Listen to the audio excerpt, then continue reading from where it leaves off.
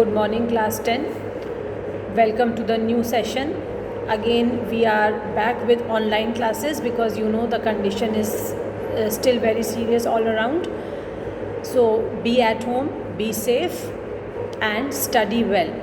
Now, since you are in class 10, so now you have to be very, very regular in your studies.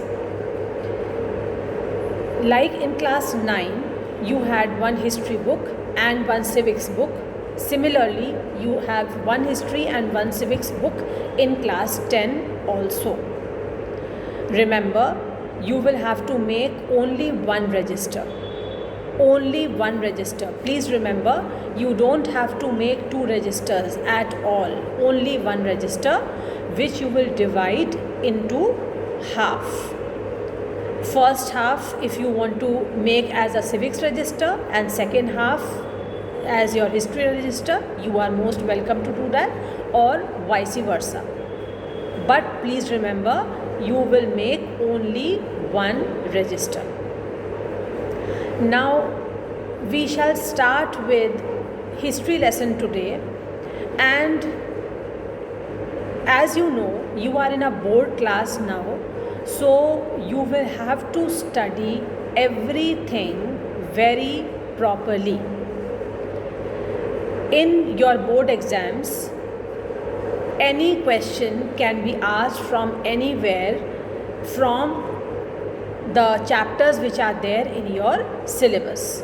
So please don't do any selective study. Selective study is totally not allowed, completely not allowed in a board class. When I will teach the chapter, I will keep telling you the paragraphs, the lines which are very, very important. Now, whenever I say something is important, I mean important for your board exams. Your focus should be your board exam. So whatever you will prepare, whatever you will read and study, everything is for your board preparation, board exam. There will be some lines which I will not ask you to underline, or I will not tell you that they are very important. But it does not mean at all that you can skip them, you can leave them, you need not read them, not at all. Please don't make this mistake in a board class, because any line can be picked up and a question can be made from that particular line. You have to read the chapter numerous times. You don't have to read the chapter once or twice.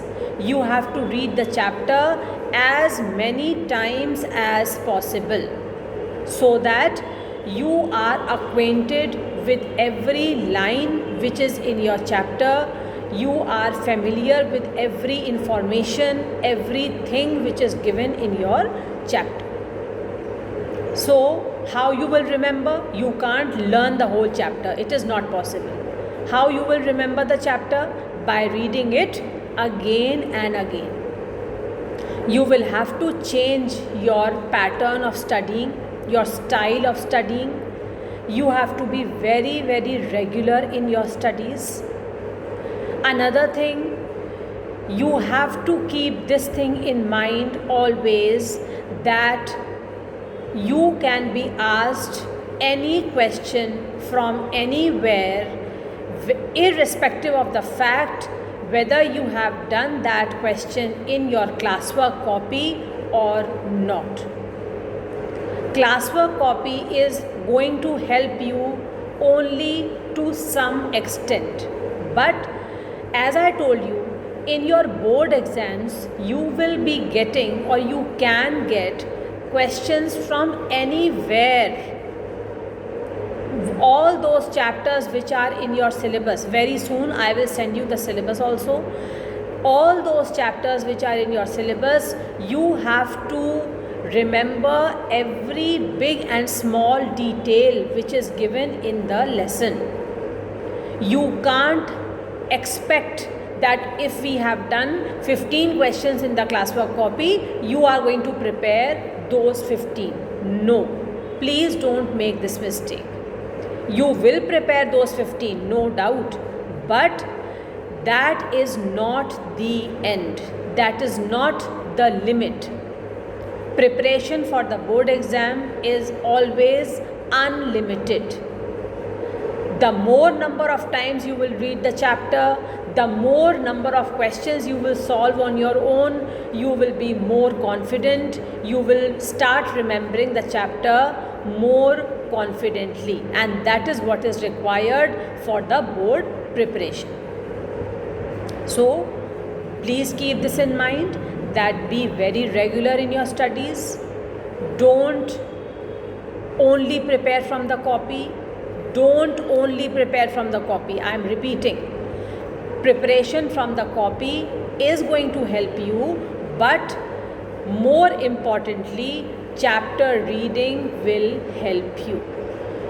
Read the chapters as many times as possible, and while reading, if you find that a particular sentence or a particular paragraph seems to be important, a question can be framed from that line or from that paragraph, learn it. You will have to learn gradually. As time will pass, as months will pass, you will see that automatically, if you are reading the chapter sincerely, then automatically you will start remembering the chapter. You will start remembering the whole chapter, and that is what is required. So please study very punctually, very sincerely from day one, so that by the end of the year you face no problems. You will get good marks in your exams, which will be held in the school also, in your pre-boards also, and finally you will come up with very good marks in your board exams. All the very best. I am very sure you will face no problems. One more thing I want to convey: if you have any query, if you want to ask anything, please message me on my personal WhatsApp number. Please message me on my personal WhatsApp number. I will read your message and I will reply to your message. Alright, so please feel free. If you have any doubt regarding any chapter or regarding history, regarding civics, if you have any questions, any kind of query, you can message me on my personal WhatsApp number. Alright, now let us begin with lesson 1. We will start from page 5. This is about the Russian Revolution. Page 5. The French Revolution and the idea of the nation. You have studied French Revolution also, so you are familiar with this term. The first clear expression of nationalism came with the French Revolution in 1789. France, as you know, would remember, was a full-fledged territorial state in 1789 under the rule of an absolute monarch. The political and constitutional changes that came in the wake of the French Revolution led to the transfer of sovereignty from monarchy to a body of French citizens. Underline this line. This important line can be asked in a 1-mark question also. The political and constitutional changes that came in the wake of the French Revolution led to the transfer of sovereignty from monarchy to a body of French citizens. The French Revolution proclaimed that it was the people who would henceforth constitute the nation and shape its destiny. From the very beginning, the French revolutionaries introduced various measures and practices that could create a sense of collective identity among the French people. Pay attention, as I have told you earlier, each paragraph, each line is very important. Any line can be changed into a 1-mark question. So you have to be very attentive while I read the chapter and while you read the chapter. From the very beginning, the French revolutionaries introduced various measures and practices that could create a sense of collective identity among the French people. The ideas of la patrie, the fatherland, and le citoyen, the citizen, emphasized the notion of a united community enjoying equal rights under a constitution. A new French flag, the tricolor, was chosen to replace the former royal standard. The Estates General was elected by the body of active citizens and renamed the National Assembly. Now underline all these changes. The first thing you have to underline here is the ideas of la patrie, that is the fatherland, and le citoyen, that is the citizen, emphasized the notion of a united community enjoying equal rights under a constitution. A new French flag, the tricolor, was chosen to replace the former royal standard. Underline all these changes. The Estates General was elected by the body of active citizens and renamed the National Assembly. New hymns were composed. Keep underlining all these changes. New hymns were composed, oaths taken, and martyrs commemorated, all in the name of the nation. A centralized administrative system was put in place and it formulated uniform laws for all citizens within its territory. Internal custom duties and dues were abolished and a uniform system of weights and measures were adopted. Underline all this and try to remember as many things as possible. Every line is important. Regional dialects were discouraged and French, as it was spoken and written in Paris, became the common language of the nation. So till here you have to learn everything. The revolutionaries further declared that it was the mission and the destiny of the French nation to liberate the peoples of Europe from despotism. In other words, to help other peoples of Europe to become nations. When the news of the events in France reached the different cities of Europe, students and other members of educated middle class began setting up Jacobin clubs. You have heard of Jacobin clubs last year. Their activities and campaigns prepared the way for the French armies which moved into Holland, Belgium, Switzerland and much of Italy in the 1790s. There is nothing to learn in this. With the outbreak of the Revolutionary Wars, the French armies began to carry the idea of nationalism abroad. Now, next page is very important.